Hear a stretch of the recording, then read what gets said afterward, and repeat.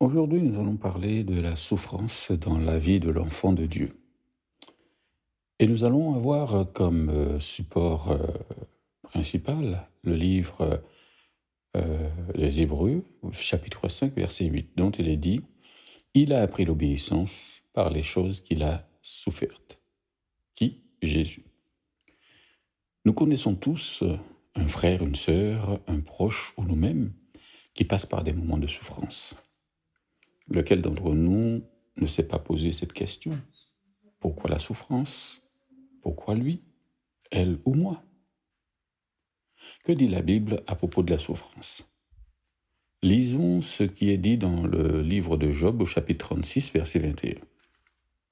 Il est dit « Garde-toi de te livrer au mal, car la souffrance t'y dispose. » Lorsque Caïn offrit à Dieu son offrande, celle-ci lui fut refusée par l'Éternel. Il se passa que Caïn éprouva une souffrance à cause de cette situation. Dieu, voyant cela, lui donna ce conseil. Dans Genèse 4, verset 7, il est dit « Certainement, si tu agis bien, tu relèveras ton visage, et si tu agis mal, le péché se couche à la porte, et ses désirs se portent vers toi. Mais toi, domine sur lui. » Nous constatons que la souffrance conduit vers deux voies. La première, si nous agissons bien, c'est la joie, c'est la paix, c'est la tranquillité pour l'âme. Et la deuxième, si nous agissons mal, alors le péché viendra nous capturer et nous briser comme on brise un verre. C'est pourquoi nous devons nous examiner à la lumière de la parole vivante afin de ne pas donner accès à notre cœur au tourment de la souffrance. Elle possède un dard qui perce la plus dure des armures pour atteindre jusqu'à l'âme. Ses remparts sont élevés au-dessus de nos têtes et nous font perdre la tête. Celui qui y est confronté n'a que deux choix, s'humilier ou se rebeller. Celui qui choisit de se rebeller fait le choix de Caïn, de la femme de Job et de tous ceux qui ont répondu à la douleur du venin de la souffrance. La rébellion nous éloigne du plan salvateur de Dieu. Elle nous met dans une position de mort comme l'a été Caïn. S'il avait choisi la voie de l'humilité, il en serait sorti, qu'il aurait été enseigné par Dieu sur sa volonté et la manière dont il prend plaisir à recevoir de nous les offrandes que nous lui apportons. La rébellion a eu pour effet d'anéantir la grâce et la miséricorde de Dieu à son égard. Elle l'a coupé du salut de Dieu, de sa protection. Le venin de la souffrance a cheminé jusqu'à devenir dans le cœur de cet homme un poison qui l'a paralysé au point qu'il est devenu meurtrier. La rébellion a tourmenté son âme à cause de la souffrance qu'il a ressentie par le rejet de son offrande. Il s'est dit en lui-même, « Qu'a-t-il de plus que moi pour qu'il soit ainsi traité? Et moi de la sorte ?» Dieu, par la souffrance, nous blesse pour faire sortir de nous ce qui y est caché, tapi dans l'ombre. Toutes ces pensées terribles que nous pouvons avoir contre telle ou telle personne, ces peurs, ces tourments de l'âme, ces craintes humaines et toutes ces assurances humaines que nous pouvons avoir, et plein d'autres choses encore. Chacun de nous connaissons où nous en sommes à ce niveau-là. Quand Job fut atteint dans sa dignité et sa personne, il manifesta ce que Dieu avait dit de lui. Dieu avait dit ceci, Job est un homme intègre et droit. Satan lui fit cette remarque. Touche à sa vie et tu verras s'il ne te maudit en face. Pour sa vie, un homme est prêt à tout. Job tint son rang et ne fit pas mentir Dieu. parce qu'il avait choisi de s'humilier face à la volonté de Dieu. Il dit ceci, « Dieu donnerait-il le bien seulement ?» Il a accepté de vivre ce qui lui était imposé par la volonté de Dieu, et c'est pourquoi il reprenait son épouse pour la parole qu'elle prononça, qui était textuellement exactement ce que Satan avait dit. Puisque sa femme, nous savons qu'elle a dit, « Mais pourquoi te prendre tout ça de temps, machin? Voilà, maudit Dieu et meurs. » Et nous savons que Satan avait dit, « Tu verras s'il ne te maudit en face. » Eh oui. Lequel d'entre nous aime souffrir? Personne, bien sûr.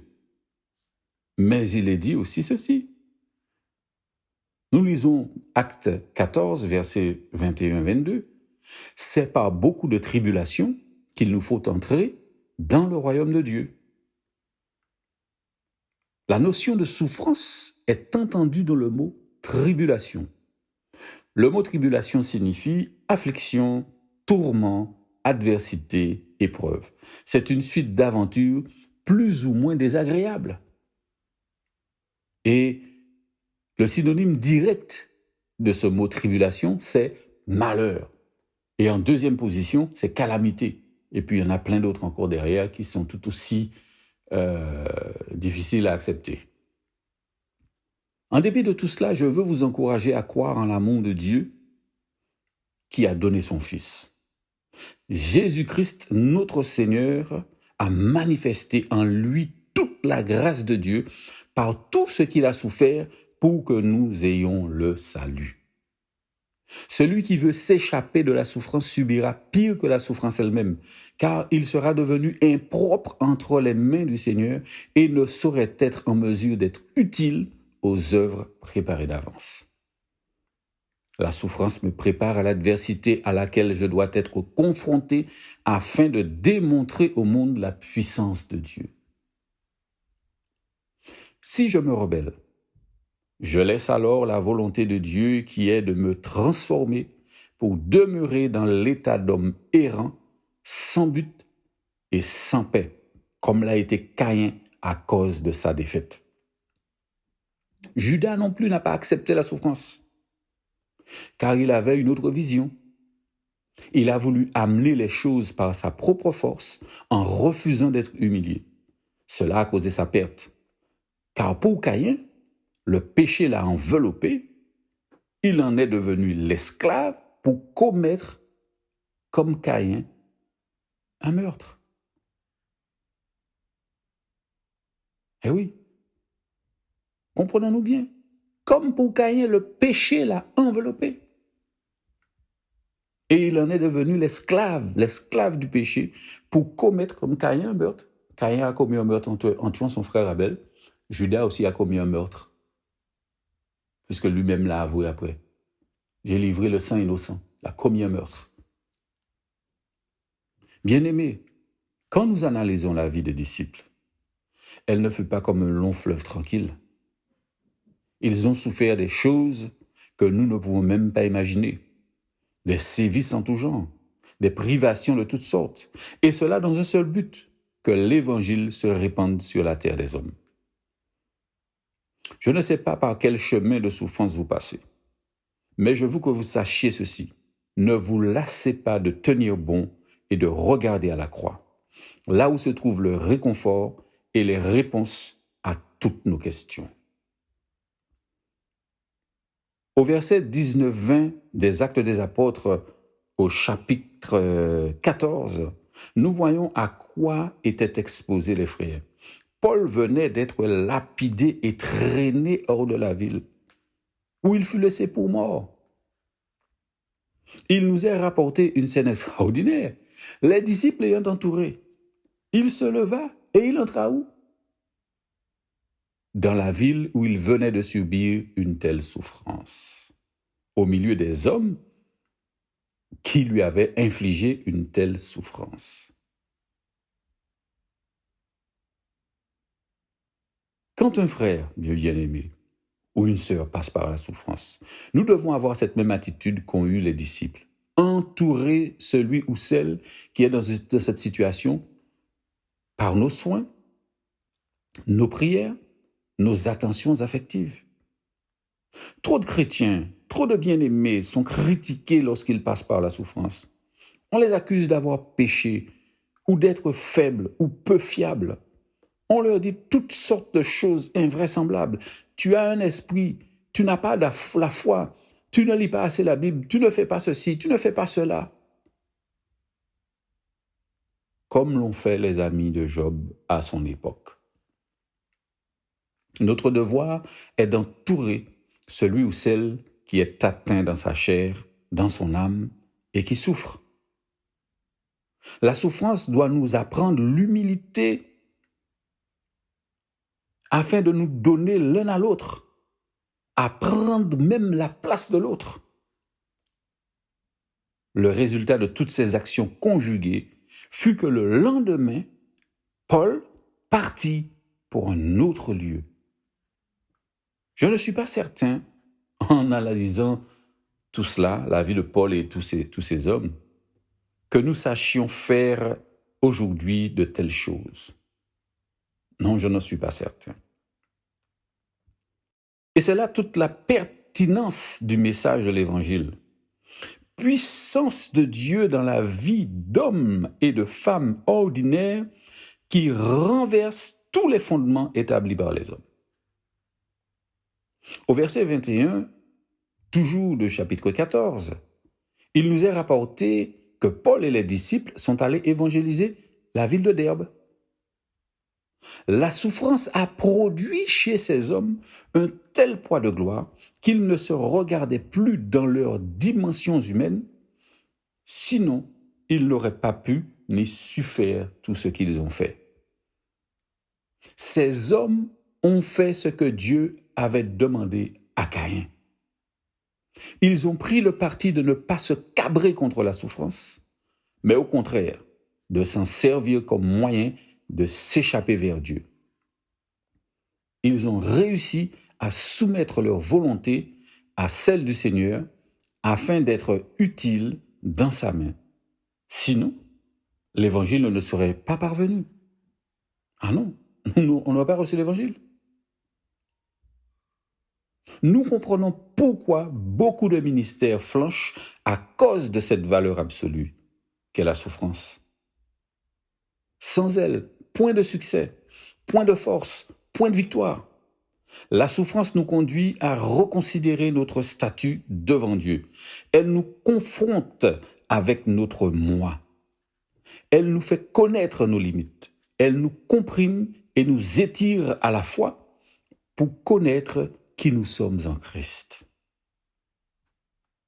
Presque toutes les femmes veulent devenir mères.